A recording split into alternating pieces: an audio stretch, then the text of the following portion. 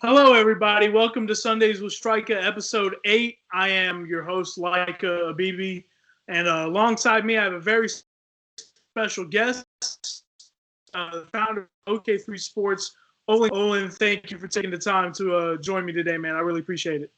Thank you.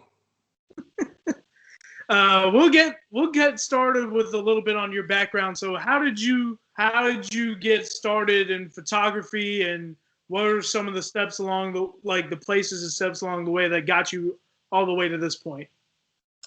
I started in photography many moons ago. I had when my mom was she wasn't a really photographer, but they loved pictures for some reason. I'm not for sure why, but she had a Vivitar. You remember those cameras? Yeah. A Vivitar point and shoot, and it was one of those flat cameras. And I remember she had one, and I borrowed it and took it to school. And I took pictures of all my friends. We had a really good time. But back then it was film. So once she took the pictures and got them developed, that's how she caught me using the camera, because it was all my friends in school. And so I started back then, and I always, was the camera guy in high school, and then it just developed from there. That's where it really started. And then in 2004, I did my first wedding, and it was a horrible wedding. The pictures were so bad the people got a divorce. So no, I'm just teasing. I'm sure that's not why they got a divorce. But in 2004, I did a wedding, and then that's when I called myself professional. And I started, and so 2004, 2009, I did just high school portraits, weddings, things like that. And then my nephew, he played basketball at I think it's Richland Northeast in Columbia, South Carolina. Yeah. I'm not for sure. But he played basketball there, and that's when I made my sports debut. And I would have to show you some of those pictures. And I put them on Facebook and everything, thought I was doing a thing. But anyway, they were horrible.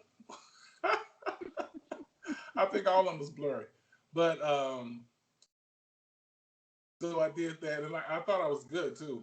So I was doing all these blurry pictures, and then I just slowly got better over time. And so that was like in 2009, I think. And then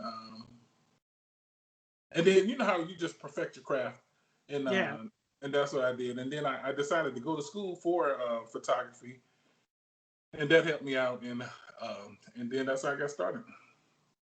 Well, where are you originally from, and what schools did you go to? I'm originally from Alabama, a town called Sylacauga, Alabama, and there's 45 minutes east of Birmingham, and that's where I grew up at, and I went to high school there as well. And then I went to college at the Art Institute in Raleigh, Durham, and then I graduated out of San Antonio, out of the same school, the Art Institute of San Antonio. Got you. Well, now that you are well established in photography, how did OK3 Sports get started? So I had moved to San Antonio, Texas, and so now I'm a well-established photographer, and I was working prior to moving to Texas. I was working at the News and Observer in Raleigh, North Carolina, and I was also working Spectacular Magazine.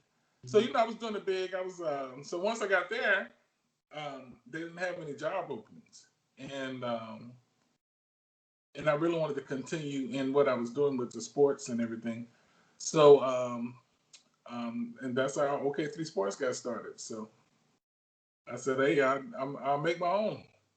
I started. Well, I mean, OK3 Sports, at least from all the videos and photos that I've seen, I mean, it's incredible what you're doing, and of course, no blurry photos this time, right?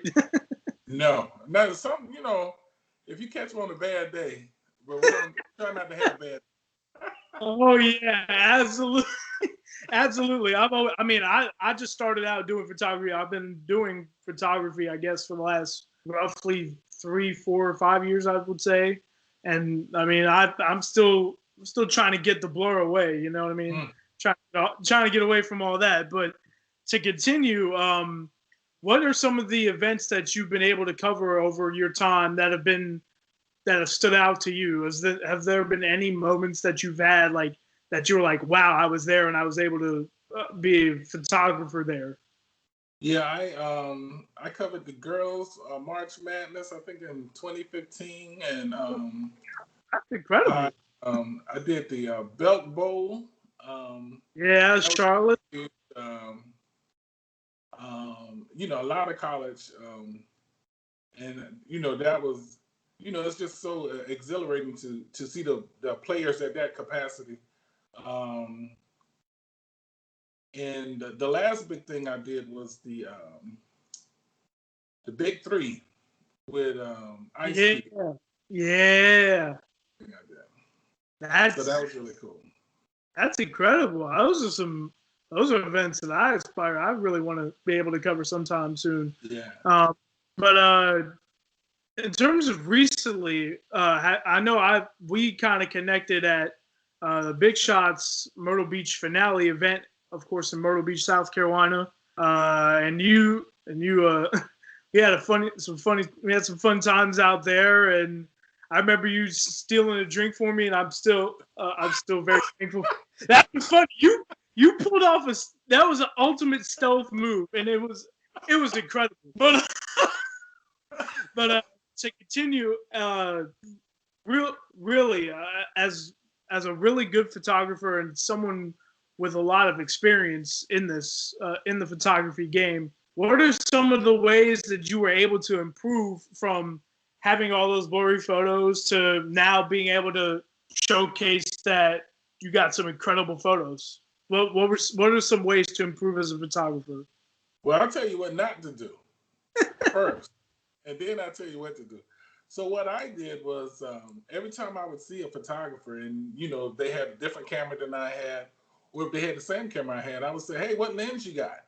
They'll say, the 24-70, and then I'm like, "Oh, I gotta get the 24-70." Or they'll say the 70-200, and I'm like, "Oh man, I gotta get the 70-200." So anyway, what happened was I would get the camera, the 70-200, put it on my camera, and my picture still would look like crap.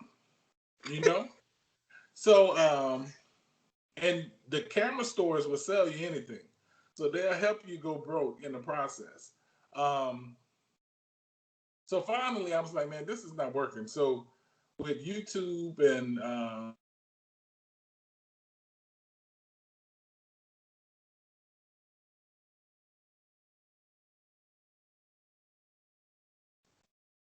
the most, but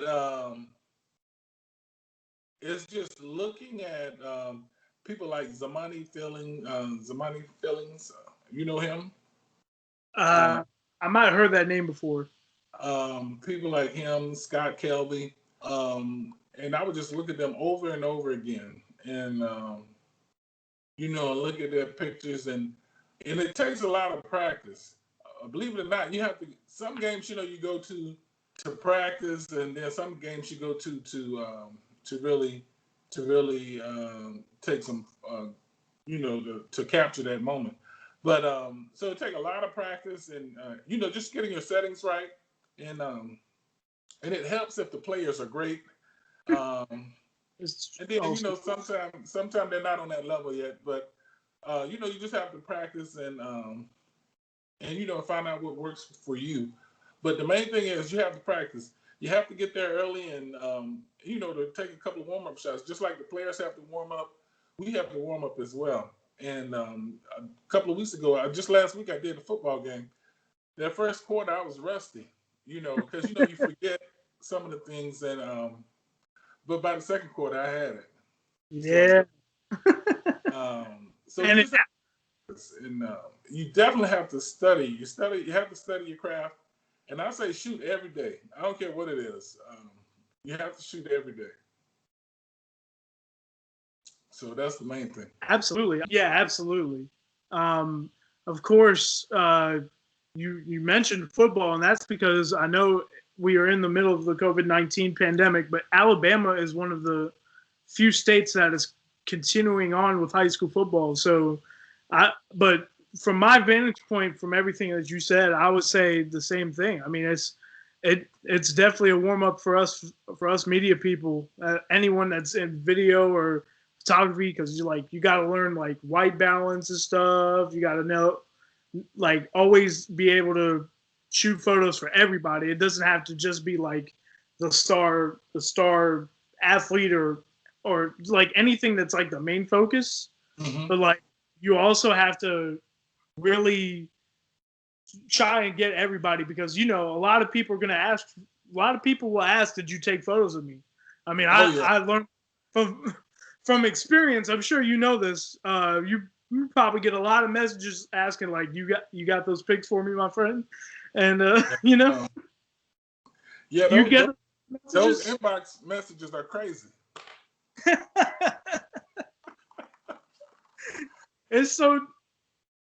It's so true. I mean, it's like it's really simple though. Like, honestly, being able, like, you don't have to have the same camera as someone else to take really good photos. There are a lot of little things you can do to like really improve your skills. But I want to move on to what were some what are some of your favorite like methods of shooting photos and like trying to get things right? Mm. What is your typical settings? On the camera? Yeah, Oh man, absolutely. it varies with location. You know, it varies with location. Um, you know, I do know if you shoot a little lighter than the place you're in, when you bring the light down, it's easier on the grain. So like if you shoot in a terrible gym, try to shoot a little higher ISO, so it won't be so grainy. And Uh, ISOs for like shutter speed and stuff like that as well, just no, for people the, or for the the light that's coming into the camera. excuse me, my fault. Yeah. This has been a long day. I kind of forgot my own terms with cameras, man. But but thank you for that lesson. See, that helps. Now you could like tell the viewers at home what it's like. But absolutely, really, uh, I would also say like trying to find, obviously well lit gyms or well lit places are great, but is it true that you also have to adapt when things might not be like the most normal way of like shooting photos? Like, is there like trying to figure out if it's like a dark place, how to adapt to it? Is it Oh, you is were it breaking up. I couldn't hear you. I apologize. I'll say that again. Is it good to also be able to adapt to a uh, place that doesn't have as much light? And what are some of the ways you can adapt to that? Yeah, so and that's why you have to go early, especially Yeah, if you never shot in that gym before. If you never shot in that gym before, you have to go early. Um, what I do is if I never shot in the gym before, I do go early, and before I go, I try to look online to see if there are any pictures or have somebody else taking pictures in the gym, so I can kind of gauge to see is it grainy, what's going on in there. And then so if I get there and it is still grainy, I will ask see if I could use lights to light the gym up, and that'll help your pictures come out better too.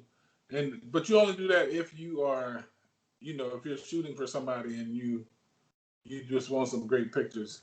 Um, but but typically now, if it's a bad gym, I probably won't go.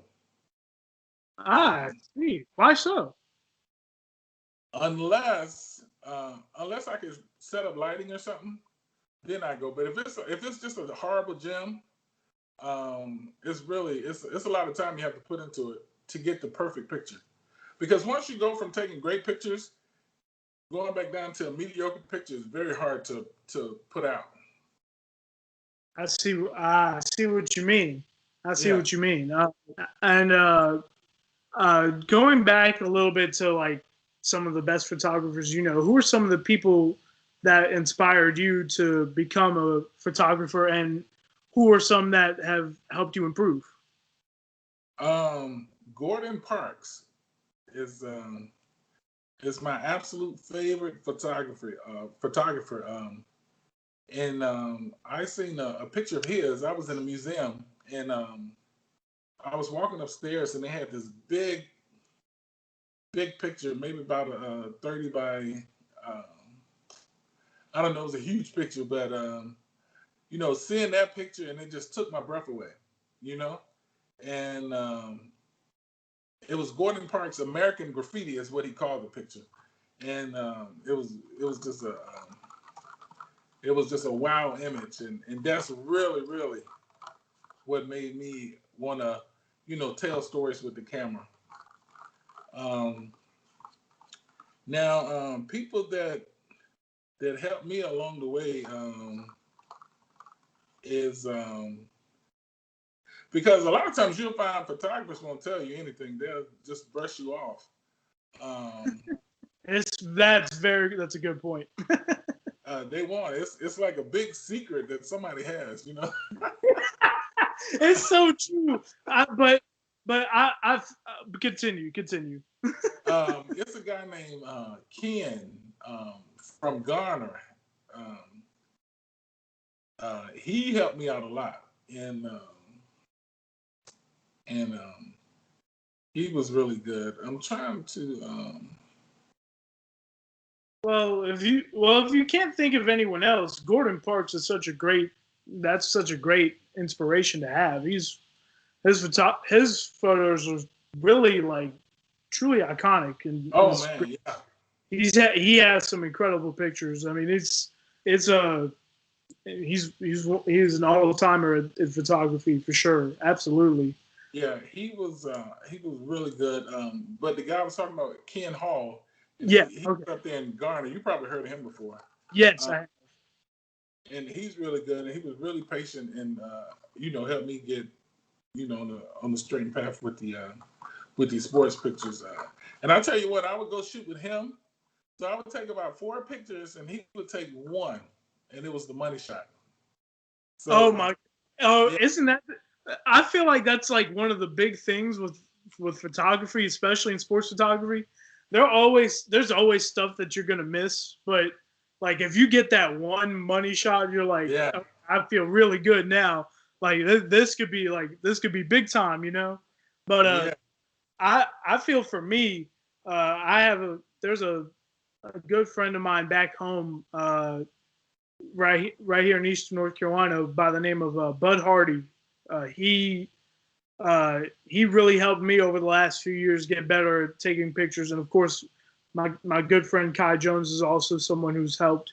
Of course, we have a podcast together, uh, but of course, I mean, there's why do you think that speaking of that big secret thing, why do you think it's such a big secret for some people to to keep things from other photographers? Because of course, aren't we all running the same race?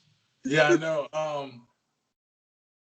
I'm not for sure. I know it's a guy out of Raleigh. I won't call his name though, but he had great lighting technique, and he would not tell anything. He would say he wouldn't tell you anything. So one day he was at a gym setting up his lighting. Shaw University up in out of Yeah, Raleigh. They in used to have Durham. terrible lighting. I mean, terrible lighting. I've And been there. That's a good point. um, so you had to set up lights.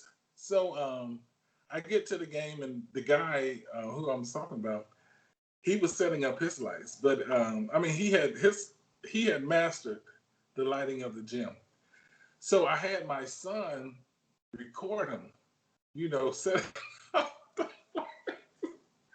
So I said, this Joker don't want to tell nobody. We're going to figure this out. And you are under surveillance. yes. So he was over there setting his lights up, and we recording him so,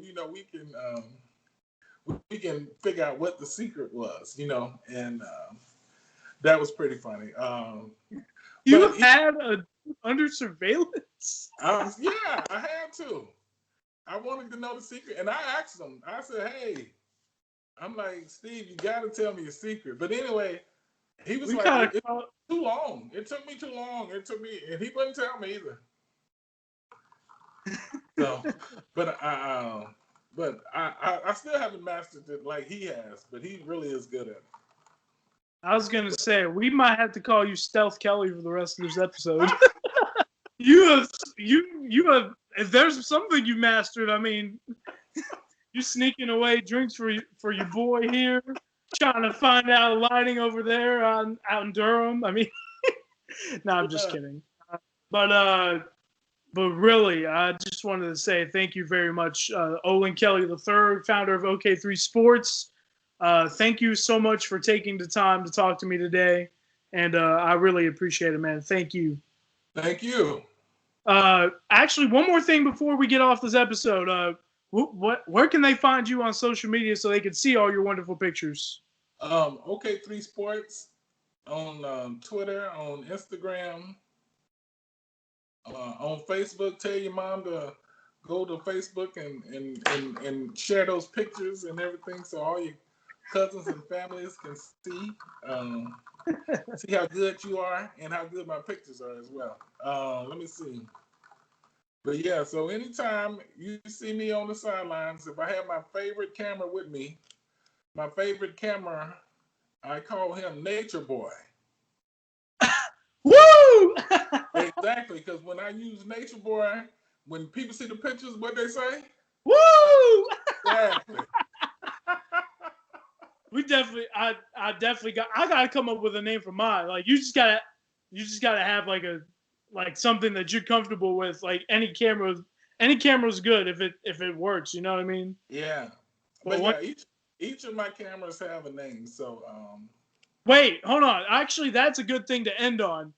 What what names do you have for your cameras other than Nate? I'm guessing Nature Boy is your go-to, but what are the other ones? Yeah, so Nature Boy is my go-to.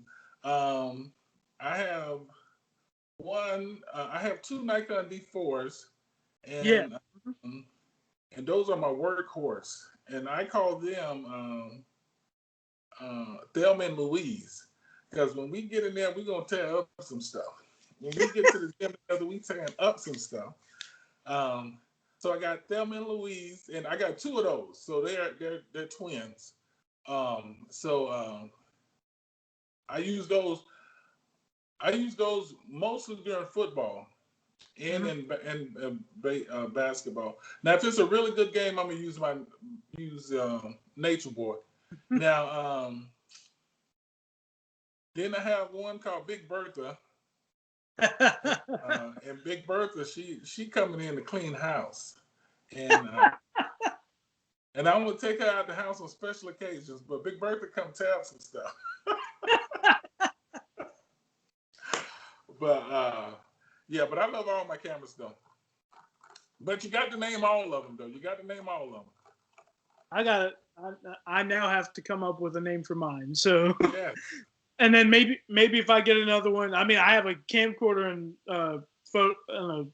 photo shoot cameras. Okay. But I'll definitely gonna have to come up with names for both next time I see you. But once again, Olin Kelly III of OK3 Sports. Thank you again, man. I appreciate it. Thank you.